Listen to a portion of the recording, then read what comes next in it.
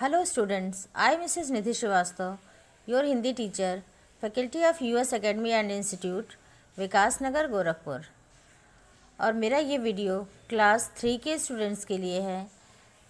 Hindi first की book है ये, और पार्ट 2 और शीर्षक है दो दोस्त। आ गई बात समझ में? पार्ट 2 शीर्षक दो दोस्त। अब ये कहानी कछुआ और खरगोश की है, लेकिन ये वो कहानी नहीं है जो आप जानते हैं बचपन से, कि जो कहानी में कछुआ और खरगोश में दौड़ हुआ करते थे। ठीक है, ये कहानी थोड़ी उससे भिन्न है। अब कहानी को ध्यान से सुनिए और कहानी का आनंद लीजिए और इसके तात्पर्य को भी समझिएगा, इसमें छिपे हुए अर्थ और शिक्षा को भी समझिएगा। मैं अंत में समझाऊंगी आपको। मैं पाठ वाचन के साथ ही पाठ की व्याख्या भी करते जाऊंगी, जिससे कि पाठ आपको पूरा समझ में आता रहे। ठीक है। एक तालाब में एक कछुआ रहता था।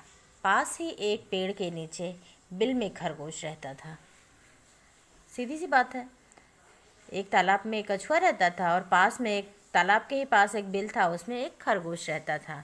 अक्सर दोनों तालाब के किनारे मिल जाते थे। अक्सर यानी कभी कभी, कभी बाई चांस जिसको कहते हैं हम लोग, कि यदा कदा अगर खरगोश निकला बिल से बाहर और उसी समय कछुआ तालाब से बाहर निकला तो दोनों में मुलाकात हो जाया करती थी। धीरे धीरे उनमें दोस्ती हो गई। अब धीरे धीरे जब मुलाकातें होंगी तो धीरे धीरे मित्रता भी हो गई, यानी कि दोनों में दोस्ती हो गई।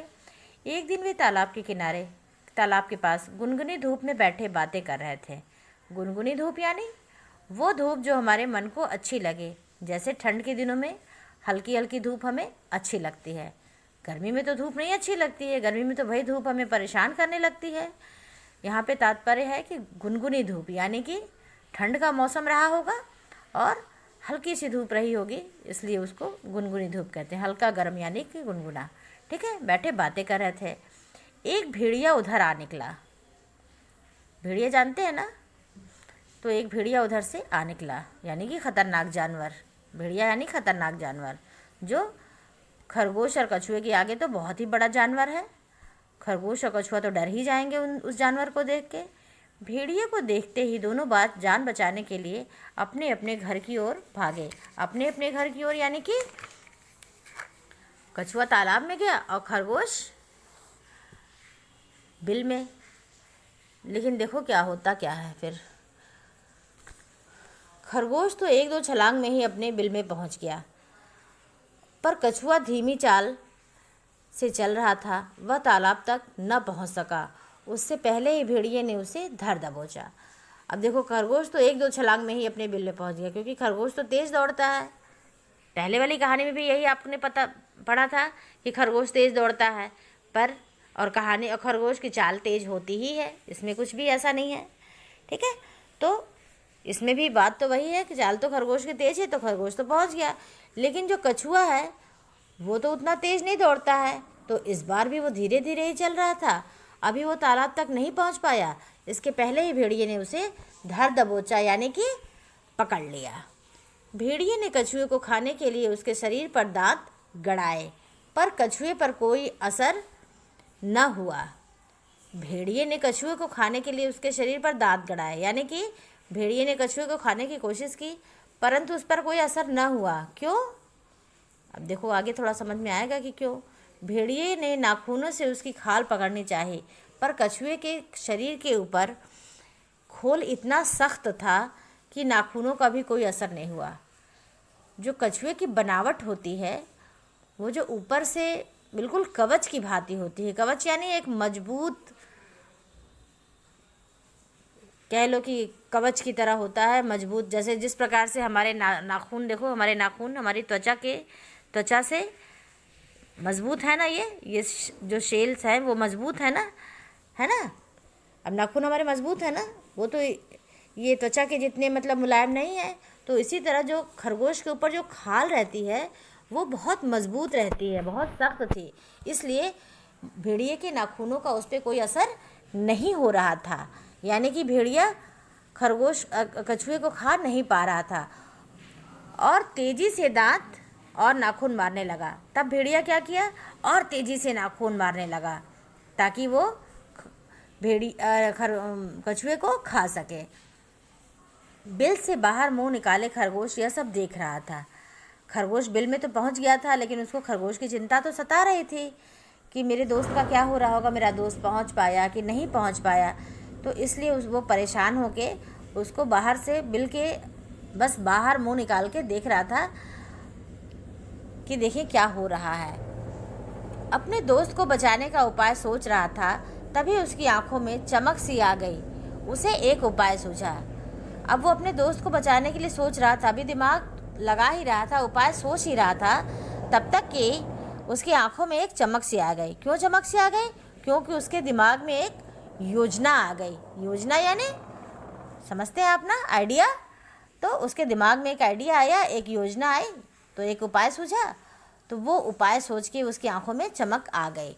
खरगोश हिम्मत करके भेड़िए के पास पहुंचा और बोला, ताऊ जी, यदि आप बुरा न माने तो एक बात कहूँ। इस कछुए की खाल बहुत ही मोटी और कठोर है। आप अपने नाखूनों या दांतों से इसे नहीं काट सकेंगे।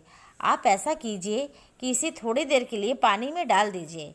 पानी से इसकी खाल नरम और मुलायम हो जाएगी। अब देखो खरगोश कितनी चालाकी से भेड़ियों को बेवकूफ़ बनाने की योजना बताने लगा भेड़िए को। वो कहने लगा कि ताऊ जी क्यों कहा? ताकि भेड़िए का मन थोड़ा सा पिघल जाए। भेड़िया सोचे कि ये खरगोश कितना अच्छा है, देखो हमको ताऊ जी कह रहा है, भाई ये तो मेरे बिल्कुल बच्चे की तरह है। और ताऊ जी, यदि आप बुरा न माने तो इस कछुए की खाल बड़ी मोटी है और इसको आप पानी में डाल दीजिए तो ये इसकी खाल थोड़ी नरम हो जाएगी। ऐसा होता तो नहीं ना। नाखून को आप कितना भी पानी में डालिए तो आप ये नाखून कहीं नरम हो जाएंगे, मुलायम हो जाएंगे, सॉफ्ट हो जाएंगे, नहीं ना। तो इसी तरह इससे भी मजबूत होती है कछुए की खाल। तो कछुए की खोल कहाँ हो पाती, वो तो उसको बचाने के लिए ऐसा कर रहा था। मुलायम हो जाएगी तब आप इसे आराम से काट कर खा सकेंगे। अब भेड़िया तो ठहरा मूर्ख, क्योंकि बड़ा तो ज़रूर था जानवर, लेकिन खरगोश की तरह समझदार थोड़ी ना था। खरगोश तो अपने मित्र को बचाने के लिए ऐसा कर रहा था। भेड़िए ने गर्दन घुमाई। हाँ, यह ठीक रहेगा, तुमने अच्छी तरकीब बताई है। अब वो कहता है कि हाँ, भेड़िए को लगा कि बस खरगोश जो कह रहा है वही सही है और वही हमको करना चाहिए। और बड़ा खुश हुआ भाई कि भेड़िया कि चलो अब हम इस तरकीब को करके और कछुए को खा सकेंगे। मैं इसे अभी पानी में डाल देता हूँ। ऐसा कहकर भेड़िए ने कछुए को तालाब के पानी में डाल दिया। तो ऐसा कहकर कि ठीक है, वो सोचता है कि भाई कछुआ खरगोश कह रहा है तो ठीक ही कह रहा होगा, और ऐसा कहकर उसने तालाब में डाल दिया कछुए को। बस अब कछुआ भी अपने घर पहुंच गया और खरगोश खी खी करके हंसने लगा और वहाँ से भाग निकला। तो इससे क्या हुआ? इससे हमको कहानी से क्या पता चला? इस कहानी से क्या शिक्षा मिली आपको? इस कहानी से हमें शिक्षा मिली कि अगर हमारा दोस्त मुसीबत में है, परेशानी में है, तो हमें उसकी मदद करनी चाहिए। सिर्फ अपनी जान बचानी तो चाहिए ही, अपनी जान तो बचानी चाहिए। ऐसी बात नहीं है कि अपनी जान को हमेशा संकट में ही डाल दिया जाए, मुसीबत में ही डाल दिया जाए, लेकिन चतुराई से, होशियारी से, समझदारी से हम अपनी जान भी बचा सकते हैं, अपने मित्र की जान भी बचा सकते हैं, और अपने आसपास रहने वाले लोगों की, जिसको भी अगर तुम्हें लगे कि संकट में है, तो अपना दिमाग लगा के, उपाय लगा के, तरकीब लगा के उसकी जान बचानी चाहिए। और बचाया भी। खरगोश इतना छोटा जानवर हो के बचाया। तो कहानी से यही शिक्षा मिली कि हमें मुसीबत के समय, संकट के समय, परेशानी के समय हिम्मत नहीं खोना है, धैर्य नहीं खोना है। बस किसका प्रयोग करना है? अक्ल का प्रयोग करना है, दिमाग का प्रयोग करना है। दिमाग लगाएंगे काम आसान हो जाएगा, दिमाग नहीं लगाएंगे मुसीबत में पड़े रहेंगे। ठीक है, ये वीडियो आपको समझ में आया? समझ में तो आया होगा। कहानी बहुत इंटरेस्टिंग भी थी, बहुत रोचक थी कहानी, और कहानी से शिक्षा भी मिली। और इस कहानी को पूरा पढ़िएगा, कम से कम 2 बार तो पढ़िएगा।